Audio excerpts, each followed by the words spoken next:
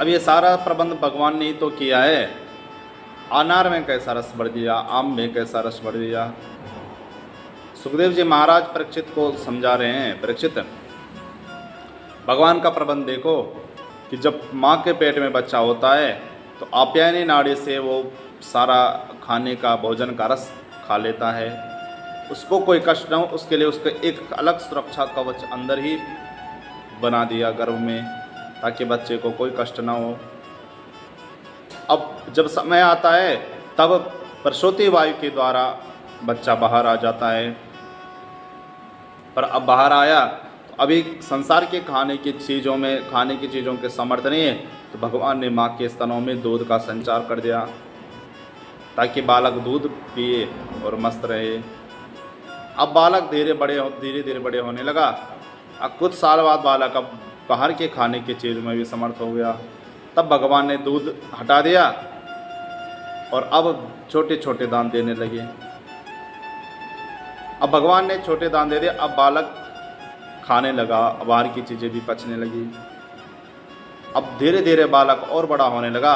अब भगवान को लगा कि हाँ अब अच्छे चीज़ें भी खा लेता है, चने भी चबा लेता है, तो अब इन कमज़ोर दांतों के लिए अब मजबूत दांत इनको देते। तो भगवान उन दांतों को वापस करते हैं जो दूध के दांत होते हैं, फिर नए मजबूत दांत दे देते हैं कि अब इनसे खाओ अच्छे से। तब नए दांत मजबूत दांत आते हैं, तब बालक जवान हो जाता है और फिर अच्छे चने भी चबाने लग जाता है। धीरे धीरे जवानी बीतती जाती है, बुढ़ापा आने लगता है। जो बाहर के खाने की चीज़ें हैं उससे अब वो पच नहीं रहा है, अब खट्टी डकारें आने लगी, उल्टी आने लगी। तब भगवान ने वो दांत भी वापस लेने शुरू कर दिया। अब दांत इधर दो, अब तुम खाली रसपान फलों का रस वगैरह पियो और भगवान का भजन करो और मस्त रहो। तो भगवान ने वो सारे दांत वापस ले लिए। ये सारा प्रबंध किस प्रकार से भगवान ने कर रखा है, इस प्रकार सुखदेव जी परीक्षित महाराज को समझा रहे। परीक्षित भगवान ने सूर्य का संतुलन, चंद्रमा का संतुलन, इन ग्रहों का संतुलन, अरे सूर्य थोड़ा सा नीचे खिसक जाए तो धरती भस्म हो जाइए, थोड़ा सा ऊपर भी चला जाए तो धरती में बर्फ जम जाइए।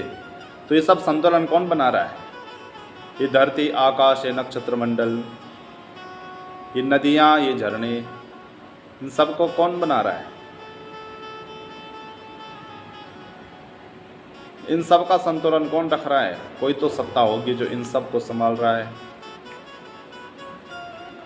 तो परीक्षित है, ये सब भगवान की ही कृपा है। बड़ा ही सुंदर उपदेश सुखदेव जी परीक्षित महाराज को दे रहे हैं। बड़ी अच्छी ध्यान विधि बतलाई, तदुपरांत सद्यो मुक्ति और कर्म मुक्ति के मार्ग भी बतलाया। जो ब्रह्मलोक और सुखों का भोग करना चाहता है वह अपने सूक्ष्म शरीर को लेकर ऊर्ध्व गति से ऊर्ध्व लोकों को के लिए गमन करता है। तो केवल वो परम तत्व से खाली सिद्ध कोटि की महात्मा ही करते हैं। जो गृहस्थी होते हैं वो स्थूल शरीर को लेकर स्वर्ग या आदि नरकों में जाते हैं। इस प्रकार भगवान फिर सुखदेव जी ने परीक्षित महाराज को उपासना के बताई कि जो सुंदर पति चाहे वे पत्नी चाहे तो उर्वशी की उपासना करें,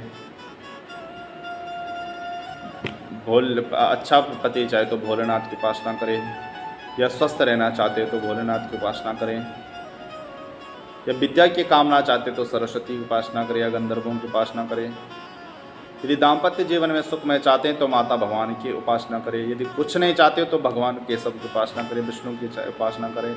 अकामा सर्व कामो वा मोक्ष कामा उदारधि तीव्रेणा भक्ति योगेना यजेत पुरुषम परम। निष्काम हो या सकाम, मानव मात्र परमात्मा प्रभु श्री राम के श्री नारायण की उपासना। तो जो कुछ नहीं चाहता है वो भगवान नारायण की उपासना करे। तो अकामा सर्व कामो वा, जो काम जहाँ चाहिए नहीं चाहिए तो भगवान विष्णु की उपासना करे। अरे मानव तन पाकर प्रभु की उपासना नहीं करता जो व्यक्ति, वह मानव पशु तुल्य है। सुखदेव जी महाराज उनको चार इनके साथ उनके बराबरी करते हैं कि षड्विड वराहोष्ट खरे संस्थिता पुरुषा पशु। जो भगवान की उपासना करते हैं वो स्वार्थात स्वान कुत्ते क्या करते हैं? दिन भर कला कलेश करते रहते हैं, लड़ते रहते हैं, फिर आपस में एक भी हो जाते हैं। तो ये सब कुत्तों का काम है। विडवराह अर्थात ग्रामीण सुकर, जिसका कभी पेट ही नहीं भरता, जो हमेशा अपने परिवार का पेट भरने के लिए लगा रहता है। सतो भवतो दरिद्रस्या यस्य तृष्णा विशाला, उसकी और तृष्णा विशाल, जितना जितना वो खाता है उतनी उसकी भूख बढ़ती जाती है, ग्रामीण सुकर के। तीसरा है उष्ट अर्थात ऊंट। ऊंट की कैसी होती है? लंबी गर्दन होती है।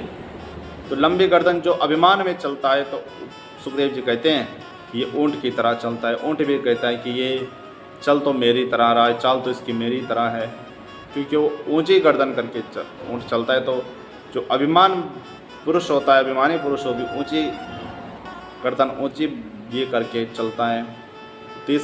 चौथी उपमा बताई खरे अर्थात गधा। गधा क्या जीवन भर बोझ होता है।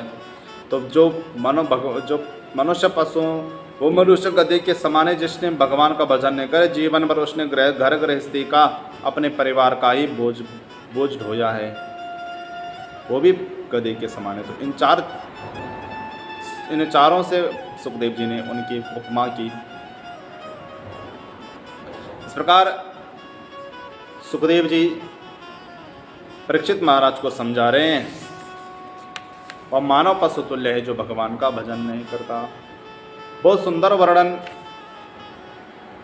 सुखदेव जी ने किया। अंत में परीक्षित ने पूछा, गुरुदेव कृपा करके बताइए कि इस विचित्र संसार की रचना किसने की? इसके प्रसंग हम अब अगली वीडियो में बताते हैं।